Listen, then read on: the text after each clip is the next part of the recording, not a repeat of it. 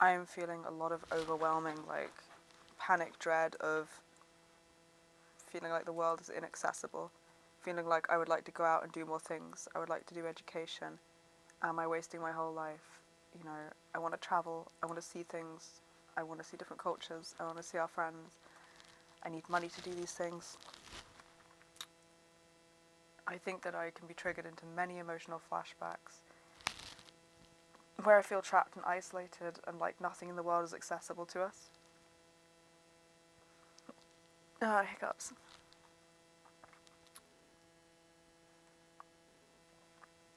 I think that it both helps to read about this and it does me a lot of favors to remember that reading about this will trigger these intense emotions. So, like, it can be difficult to put things all, the puzzle pieces coming into place is going to generate an emotional response, as well it should, really. So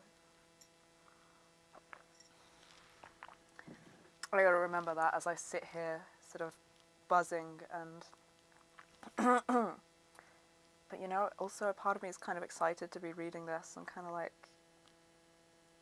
excited to build this knowledge of stuff that's going to help us. So we got later stage recovery. When your recovery matures sufficiently, you realize that much of the emotional pain of your flashbacks is appropriate but delayed reactions to your childhood abuse and neglect. You process your feelings in a way that resolves flashbacks and also builds an increasingly healthy sense of self. Oh shit, stuff that's in later stage recovery is seriously relatable to me, and that makes me so impressed with our work. What the hell? Not fucking bad. It's just starting, that bit. Just starting to build on it, but I see what they mean, yeah. This in turn leads to an ongoing reduction of the unresolved childhood pain that fuels your emotional flashbacks. Flashbacks then become less frequent, intense, and enduring. This is starting to happen for us in some parts, and it's really fucking exciting. Eventually, you learn to invoke your self-protective instinct as soon as you realize that you are triggered. As flashbacks decrease and become more manageable, the defensive structures built around them, narcissistic, obsessive-compulsive, dissociative, and/or codependent, are more readily deconstructed.